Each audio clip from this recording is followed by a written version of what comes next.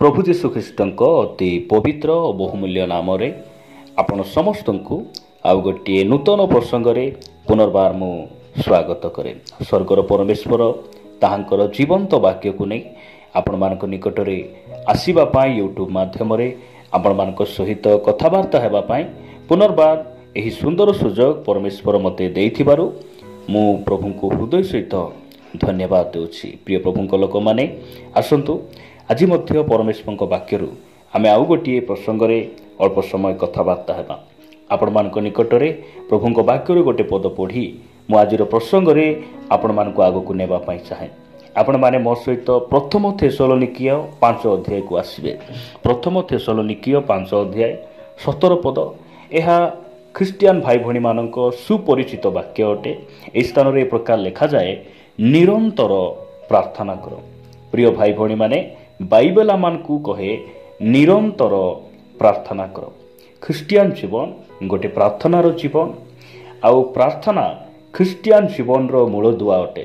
ଯେଉଁ ସମୟରେ ପ୍ରଭୁ ଯୀଶୁ ଖ୍ରୀଷ୍ଟ ଏହି ପୃଥିବୀ ପୃଷ୍ଠରେ ଥିଲେ, ସେ ନିର୍ଜନ ସ୍ଥାନମାନଙ୍କରେ ଯାଇ ସେ ପ୍ରାର୍ଥନା କରୁଥିଲେ। ବାକ୍ୟ କହେ ଯେ ସମ୍ପୂର୍ଣ୍ଣ ରାତ୍ରି ସେ ପ୍ରାର୍ଥନାରେ ସମୟ ବିତାଉଥିଲେ।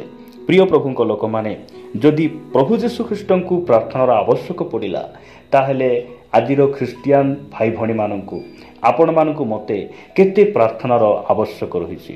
ପ୍ରାର୍ଥନା ଆମ ଜୀବନରେ ନିହାତି ଆବଶ୍ୟକ ରହିଛି। ଆମେ ଗୋଟେ ପ୍ରାର୍ଥନାଶୀଳ ବିଶ୍ୱାସୀ ହେବା, ଏହା ପରମେଶ୍ୱରଙ୍କ ଇଚ୍ଛା ଅଟେ। ବାକ୍ୟ କହେ ଯେ ନିରନ୍ତର ପ୍ରାର୍ଥନା କର। ଏହା ସମ୍ଭବ କି? ଆଜି ମୁଁ କହିବା ପାଇଁ ଚାହେଁ ଯେ ବାଇବେଲ କହେ ଆମମାନଙ୍କୁ ନିରନ୍ତର ପ୍ରାର୍ଥନା କର। ଏହାର ଅର୍ଥ ହେଲା ସବୁବେଳେ ପ୍ରାର୍ଥନା କର। ତ ଜଣେ ଖ୍ରୀଷ୍ଟ ବିଶ୍ୱାସୀ ନିରନ୍ତର ପ୍ରାର୍ଥନା କରିବା, ସବୁବେଳେ ପ୍ରାର୍ଥନା କରିବା ସମ୍ଭବପର କି? ଏହା ଆପଣ କେବେ ଆପଣଙ୍କ ପାଳକଙ୍କୁ ଆପଣ ପଚାରିଛନ୍ତି? ଆପଣଙ୍କର ପ୍ରଚାରକକୁ ଆପଣ ପଚାରିଛନ୍ତି? କିମ୍ବା ନିଜକୁ କେବେ ଆପଣ ଏହି ପ୍ରଶ୍ନ ପଚାରିଛନ୍ତି ଆଉ ଏହି ପ୍ରଶ୍ନର ଉତ୍ତର ପାଇଛନ୍ତି? ଯଦି ଆପଣ ଏହି ପ୍ରଶ୍ନର ଉତ୍ତର ପାଇନାହାନ୍ତି, ତାହେଲେ ଆଜି ଆମେ ବାକ୍ୟରୁ ବୁଝିବା ପାଇଁ ଚେଷ୍ଟା କରିବା ଯେ ବାସ୍ତବରେ ନିରନ୍ତର ପ୍ରାର୍ଥନା କରିବାର ଅର୍ଥ କ'ଣ ଅଟେ। ପ୍ରିୟ ପ୍ରଭୁଙ୍କ ଲୋକମାନେ, ସାଧୁ ପାଉଲ ଥେସଲୋନିକୀୟ ମଣ୍ଡଳୀର ଲୋକମାନଙ୍କୁ ସେ ଲେଖୁଛନ୍ତି। କ'ଣ ଲେଖୁଛନ୍ତି? ନିରନ୍ତର ପ୍ରାର୍ଥନା କର। ଏହାର ଅର୍ଥ ନୁହେଁ ଯେ 24 ଘଣ୍ଟା 7 ଦିନ ତୁମେ ଘରେ ବସି ରୁହ ଏବଂ ଚକ୍ଷୁ ବନ୍ଦ କରି ପ୍ରାର୍ଥନାରେ ହିଁ ତୁମେ ବସିଥାଅ। ଏହି କଥା ସେ କହୁନାହାନ୍ତି। ସେ ଆମ୍ଭମାନଙ୍କୁ କହିବା ପାଇଁ ଚାହାନ୍ତି, ସବୁ ସମୟରେ ଆମ ମଧ୍ୟରେ ଗୋଟେ ପ୍ରାର୍ଥନା କରିବା ଏବଂ ଗୋଟେ ପ୍ରାର୍ଥନାର ମନୋଭାବ ନେଇ ଆମେ ପ୍ରତି ସମୟରେ ଆମେ ଚାଲିବା, ତାହା ସେ ବୁଝାଇବା ପାଇଁ ସେ ଏହି ସ୍ଥାନରେ ଲେଖୁଛନ୍ତି। ତାହେଲେ ଆପଣମାନଙ୍କ ମନ ମଧ୍ୟରେ ଗୋଟେ ପ୍ରଶ୍ନ ଆସିପାରେ, ଠିକ୍ ଅଛି, ଯଦି ଆମେ ନିରନ୍ତର ପ୍ରାର୍ଥନା କରିବା, ଯଦି ଘରେ ନ ବସିକିନା ଯଦି ପ୍ରାର୍ଥନା କରିବା, ତାହେଲେ ଆମେ ବାଇକ୍ରେ ଯିବା ସମୟରେ ଆମେ କେମିତି ପ୍ରାର୍ଥନା କରିପାରିବା? ଆମେ କ'ଣ ଚାଲି ଚାଲି ଆମେ ପ୍ରାର୍ଥନା କରିପାରିବା କି? ଏହି ପ୍ରକାର ମନ ମଧ୍ୟରେ ଆପଣମାନଙ୍କର ପ୍ରଶ୍ନ ଆସିପାରେ। ଯଦି ଆପଣ ପୁରାତନ ନିୟମର ଭବିଷ୍ୟତ ବକ୍ତା ଇଲିଶାଙ୍କୁ ଆପଣ ଦେଖିବେ, ଯେଉଁ ସମୟରେ ସୁନେମିଆ ସ୍ତ୍ରୀ, ଯେ କି ଧନବତୀ ସ୍ତ୍ରୀ ଥିଲେ, ସେହି ତାଙ୍କର ଘରକୁ ଯେତେବେଳେ ଇଲିଶାଇ ଯାଉଛନ୍ତି, ପରମେଶ୍ୱର ତାଙ୍କୁ ଗୋଟିଏ ପୁତ୍ର ଦେଉଛନ୍ତି, ଆଉ ତାଙ୍କର ପୁତ୍ର କାଳକ୍ରମେ ତାଙ୍କର କ'ଣ ହେଇଯାଉଛି? ମୃତ ହେଇଯାଉଛି। ସେହି ମୃତ ବାଳକ ନିକଟରେ ଇଲିଶାଇ ସେ କେମିତି ପ୍ରାର୍ଥନା କରୁଛନ୍ତି? ଯଦି ଆପଣମାନେ 32 ପଦ, ପ୍ରଥମ ରାଜାବଳୀ 4 ଅଧ୍ୟାୟ 32 ପଦରେ ଦେଖିବେ, ଲେଖାଯାଏ, ତହୁଁ ଇଲିଶାଏ ସେ ଗୃହକୁ ଆସନ୍ତେ, ଦେଖ ବାଳକ ମରି ତାଙ୍କର ଶଯ୍ୟାରେ ଶୋଇଅଛି। 33 ପଦ, ଏହେତୁ ସେ ଭିତରକୁ ଯାଇ ଆପେ ଓ ବାଳକ ଉଭୟ ରହି ଦ୍ୱାର ବନ୍ଦ କରି ସଦାପ୍ରଭୁଙ୍କ ନିକଟରେ ପ୍ରାର୍ଥନା କଲେ। ସେ କେମିତି ପ୍ରାର୍ଥନା କଲେ? 34 ଆଉ 35 ପଦ ଧ୍ୟାନ ଦେବେ। ଲେଖାଯାଏ, ଆଉ ସେ ଉପରକୁ ଯାଇ ବାଳକ ଉପରେ ଶୟନ କଲେ ଓ ତାହା ମୁଖ ଉପରେ ଆପଣା ମୁଖ ଓ ତାହା ଚକ୍ଷୁ ଉପରେ ଆପଣା ଚକ୍ଷୁ ଓ ତାହା ହସ୍ତ ଉପରେ ଆପଣା ହସ୍ତ ରଖିଲେ। ଏହି ରୂପେ ସେ ଆପଣାକୁ ବାଳକ ଉପରେ ଲମ୍ବମାନ କଲେ। ତହିଁରେ ବାଳକର ଶରୀର ଉଷ୍ମ ହେବାକୁ ଲାଗିଲା। 35 ପଦରେ ଲେଖାଯାଏ, ଏଥିରେ ଏଲିଶାଏ ଫେରି ଗୃହ ମଧ୍ୟରେ ଏଣେ ତେଣେ ଥରେ ବୁଲିଲେ, ତହୁଁ ଉପରକୁ ଯାଇ ବାଳକ ଉପରେ ଆପଣାକୁ ଲମ୍ବବାନ କଲେ। ତହିଁରେ ବାଳକ 7 ଥର ଛିଙ୍କିଲା ଓ ବାଳକ ଚକ୍ଷୁ ଫିଟାଇଲା। ଆମେ ଦେଖୁଛୁ ଯେ ଏଲିସା ସେହି ଘରର ଚାରିଆଡ଼େ ସେ କ'ଣ କଲେ? ଚାଲି ଚାଲି ସେ ପ୍ରାର୍ଥନା କଲେ। ପ୍ରିୟ ପ୍ରଭୁଙ୍କ ଲୋକମାନେ, ବାଇବଲ ଆମ୍ଭମାନଙ୍କୁ 7 ଦିନ 24 ଘଣ୍ଟା ଘରେ ବସି ପ୍ରାର୍ଥନା କରିବା କଥା ବାଇବଲ ଆମମାନଙ୍କୁ କହେ ନାହିଁ।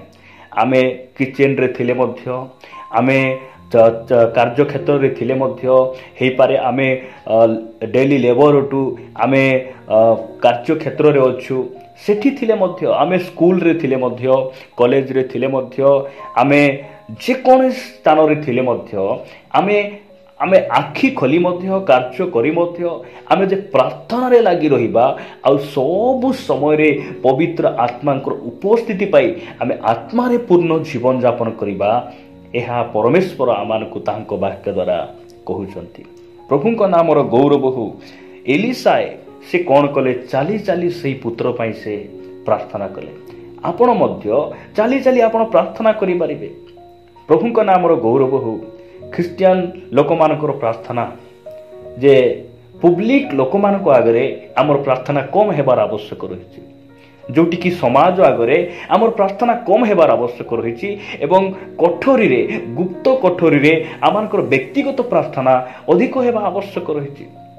ଯଦି ନିରନ୍ତର ପ୍ରାର୍ଥନା କରିବାର ଅର୍ଥ କ'ଣ? ଯଦି କୌଣସି ହୋଟେଲରେ ଆପଣ ଖାଇବା ପାଇଁ ଯାଇଛନ୍ତି, ସେହି ସ୍ଥାନରେ କ'ଣ ଆପଣ ଚକ୍ଷୁ ବନ୍ଦ କରି ଚିତ୍କାର କରି ଆପଣ ପ୍ରାର୍ଥନା କରିବେ କି ନାହିଁ? ଆପଣ ଆଖି ଖୋଲି ମନେ ମନେ ଆପଣ ପ୍ରଭୁଙ୍କୁ ପଦେ ଧନ୍ୟବାଦ ଦେଇପାରିବେ। ତାହା ହେଉଛି ନିରନ୍ତର ପ୍ରାର୍ଥନା। ସେହି ନିରନ୍ତର ପ୍ରାର୍ଥନା କରିବାର ଏକ ଉଦାହରଣ ପ୍ରଭୁ ଯୀଶୁଖ୍ରୀଷ୍ଟ ସେ ସୁସମାଚାରରେ ସେ ଲିପିବଦ୍ଧ କରିଛନ୍ତି, ବା ସେ ଯେଉଁ ସମୟରେ ଧରାପୃଷ୍ଠରେ ଥିଲେ ସେ ଆମକୁ ଗୋଟେ ଦୃଷ୍ଟାନ୍ତ ଦିଅନ୍ତି। ଆପଣ ପଢ଼ିବେ ଲୁକଲିଖିତ ସୁସମାଚାର 18 ଅଧ୍ୟାୟ 1 ପଦ।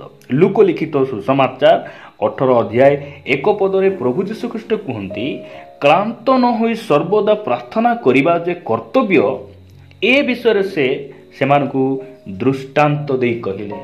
ସେ ଗୋଟେ ଦୃଷ୍ଟାନ୍ତ ଦେଲେ। କ'ଣ ଦୃଷ୍ଟାନ୍ତ ଦେଲେ? ଗୋଟିଏ ନଗରରେ ଜଣେ ଶାସନକର୍ତ୍ତା ଥିଲେ, ଗୋଟେ ବିଚାରକର୍ତ୍ତା ଥିଲେ। ସେ ମନୁଷ୍ୟକୁ ସେ ମାନୁନଥିଲେ କି ପରମେଶ୍ୱରଙ୍କୁ ମଧ୍ୟ ଭୟ କରୁନଥିଲେ। ଆଉ ସେହି ନଗରରେ ଜଣେ ବିଧବା ଥିଲେ। ସେହି ବିଧବା ତାଙ୍କର ଅସୁବିଧାକୁ ନେଇ, ସମସ୍ୟାକୁ ନେଇ ସେ ବିଚାରକର୍ତ୍ତା ନିକଟରେ ସନ୍ଧ୍ୟା ସକାଳେ ସବୁବେଳେ ସେ ଯିବାକୁ ଲାଗିଲେ। ଦିନେ ସେହି ଅଧାର୍ମିକ ଶାସନକର୍ତ୍ତା ସେ ମନେ ମନେ କହିଲେ, ଯଦ୍ୟପି ମନୁଷ୍ୟକୁ ମାନେ ନାହିଁ, ପରମେଶ୍ୱରଙ୍କୁ ଭୟ କରେ ନାହିଁ, ମାତ୍ର ଏହି ବିଧବାଟା ମୋତେ ସବୁବେଳେ ଆସି କ'ଣ କରୁଛି? ବ୍ୟତିବ୍ୟସ୍ତ କରୁଛି। ଯଦି ଆର ସମସ୍ୟାର ସମାଧାନ କରିବି ନାହିଁ, ତାହେଲେ ସେ ସବୁବେଳେ ଆସି ମୋତେ କ'ଣ କରିବ? ବ୍ୟତିବ୍ୟସ୍ତ କରୁଥିବ। ଏହି କଥା ସେ ମନେ ଭାବି ସେ ବିଧବାର ସମସ୍ୟାର ସମାଧାନ କଲେ। ପ୍ରଭୁ ଯୀଶୁଖ୍ରୀଷ୍ଟ ସେ 18 ଅଧ୍ୟାୟ 7 ପଦରେ କହନ୍ତି, ତେବେ ଈଶ୍ୱରଙ୍କର ଯେଉଁ ମନୋନୀତ ଲୋକମାନେ ଦିବାରାତ୍ର ତାହାଙ୍କୁ ଡାକୁଥାନ୍ତି, ସେ କି ସେମାନଙ୍କ ପ୍ରତି କୃତ ଅନ୍ୟାୟର ପ୍ରତିକାର କରିବେ ନାହିଁ, ଯଦ୍ୟପି ସେ ସେମାନଙ୍କ ଶତ୍ରୁମାନଙ୍କ ପ୍ରତି ଦୀର୍ଘ ସହିଷ୍ଣୁ ଅଟନ୍ତି। ପ୍ରିୟ ପ୍ରଭୁଙ୍କ ଲୋକମାନେ, ନିରନ୍ତର ପ୍ରାର୍ଥନା କରିବାର ଅର୍ଥ ହେଲା ସେହି ବିଧବା ଭଳି ଆମେ ପ୍ରାର୍ଥନା କରିବା। ବିଧବା ସେ ତାଙ୍କର ସେ ସାହସକୁ ପରିତ୍ୟାଗ କଲେ ନାହିଁ। ମୁଁ ଆପଣଙ୍କୁ କହିବା ପାଇଁ ଚାହେଁ, ହେଇପାରେ ଆପଣ ଗୋଟେ ବିଷୟ ନେଇ ଗୋଟେ ମାସ ହେଲା ଆପଣ ପ୍ରାର୍ଥନା କରୁଛନ୍ତି। ମୁଁ ଆପଣଙ୍କୁ ଉତ୍ସାହିତ କରିବା ପାଇଁ ଚାହେଁ, ସେହି ପ୍ରାର୍ଥନାକୁ ଆପଣ ଜାରି ରଖିବା ହେଉଛି ନିରନ୍ତର ପ୍ରାର୍ଥନା। ହେଇପାରେ ଆପଣ ବର୍ଷେ ହେଲା, 2 ବର୍ଷ ହେଲା, 10 ବର୍ଷ ହେଲା ଆପଣ ପ୍ରାର୍ଥନା କରି ଆସୁଛନ୍ତି, ପ୍ରାର୍ଥନାର ଉତ୍ତର ଆପଣଙ୍କୁ ମିଳୁନାହିଁ।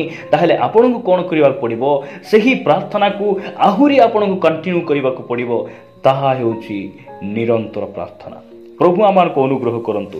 ନିରନ୍ତର ପ୍ରାର୍ଥନା ଆପଣ ଦେଖିବେ ଜହନ ଲିଖିତ ସୁସମାଚାର 11 ଅଧ୍ୟାୟ 41 ପଦ ଲେଖାଯାଏ, ଆଉ ଯୀଶୁ ଉର୍ଦ୍ଧ୍ୱ ଦୃଷ୍ଟି କରି କହିଲେ, ପିତ, ତୁମ୍ଭେ ମୋହର ପ୍ରାର୍ଥନା ଶୁଣିଲ ବୋଲି ମୁଁ ତୁମକୁ ଧନ୍ୟବାଦ ଦେଉଅଛି। ଆପଣ ଏହି 11 ଅଧ୍ୟାୟରେ ପଢ଼ିବେ, ବେଥନିଆର ନିବାସୀ ଲାଜର, ତାଙ୍କର 2ଟି ଭଉଣୀ ମାର୍ଥା, ମରିୟମ, ତାଙ୍କ ବିଷୟରେ ସ୍ଥାନ ଲେଖାଯାଏ। ଯେତେବେଳେ ଲାଜରଙ୍କର ମୃତ୍ୟୁ ହୋଇଯାଇଛି, ଯୀଶୁ ଜାଣି ତାଙ୍କୁ କବରରୁ ଉଠାଇବା ପାଇଁ ସେ ଆସୁଛନ୍ତି। ଆଉ ସେ କବର ସ୍ଥାନରେ ଠିଆ ହୋଇ କହୁଛନ୍ତି, କ'ଣ ବୋଲି କହୁଛନ୍ତି? ପିତ, ତୁମ୍ଭେ ମୋହର ପ୍ରାର୍ଥନା ଶୁଣିଲ ବୋଲି ମୁଁ ତୁମକୁ ଧନ୍ୟବାଦ ଦେଉଅଛି। କିନ୍ତୁ ଆପଣ ଏଇ 11 ଅଧ୍ୟାୟ ପୁରା ଆପଣ ପଢ଼ି ଦେଖିବେ ଯୀଶୁ କୌଣସି ସ୍ଥାନରେ ସେ ପ୍ରାର୍ଥନା କରିନାହାନ୍ତି, ମାତ୍ର ଏଇ ସ୍ଥାନରେ ସେ ଠିଆ ହୋଇ କହୁଛନ୍ତି ଯେ ତୁମ୍ଭେ ମୋର ପ୍ରାର୍ଥନା ଶୁଣିଲ ବୋଲି ମୁଁ ତୁମକୁ ଧନ୍ୟବାଦ ଦେଉଛି। ଏହାର ଅର୍ଥ ହେଲା କେତେବେଳେ ସେ ପ୍ରାର୍ଥନା କଲେ, ସେ ଯେଉଁ ସମୟରେ ସେ ଏକ ସ୍ଥାନରୁ ସେ ବେଥନିଆକୁ ଆସୁଛନ୍ତି, ସେହି ସମୟରେ ସେ ଚାଲିବା ପଥରେ ଚାଲୁ ଚାଲୁ ମନେ ମନେ ସେ ପ୍ରଭୁଙ୍କ ନିକଟରେ ଆପଣା ପିତା ପରମେଶ୍ୱରଙ୍କ ନିକଟରେ ସେ ପ୍ରାର୍ଥନା କରୁଛନ୍ତି।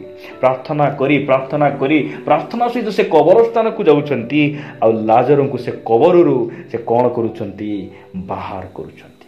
ପ୍ରିୟ ପ୍ରଭୁଙ୍କ ଲୋକମାନେ, ପରମେଶ୍ୱର ଚାହାନ୍ତି ଆମେ ସବୁ ସମୟରେ ଆମେ ପ୍ରାର୍ଥନାରେ ରହିବା, ଆମେ ଆତ୍ମିକତାରେ ଆମେ ତାହାଙ୍କ ସହିତ ଲାଗି ରହିବା, ସବୁବେଳେ ଅଭିଷେକରେ ଆମେ ପୂର୍ଣ୍ଣ ହୋଇ ରହିବା। ଏହା ପରମେଶ୍ୱର ଇଚ୍ଛା କରନ୍ତି। ତ ନିରନ୍ତର ପ୍ରାର୍ଥନା କରିବା ସମ୍ଭବ। କେତେବେଳେ ସମ୍ଭବ? ଆମେ ଚାଲି ଚାଲି ସବୁ ସମୟରେ ଆମେ ଯାହା ବି କରୁ, ଯେଉଁଠି ବି ଥାଉ, ଆମେ ମନେ ମନେ ଆମେ ତାଙ୍କୁ ଧନ୍ୟବାଦ ଦେଉଥିବା, ଆମେ ତାହାଙ୍କ ନିକଟରେ ପ୍ରାର୍ଥନାରେ ଆମେ ଜୀବନ ବିତାଇବା। ସେହି ବାକ୍ୟର ଅର୍ଥ ଏହା ଅଟେ। ପ୍ରଭୁ ଏହି ବାକ୍ୟ ଦେଇ ଆମ ସମସ୍ତଙ୍କୁ ଆଶୀର୍ବାଦ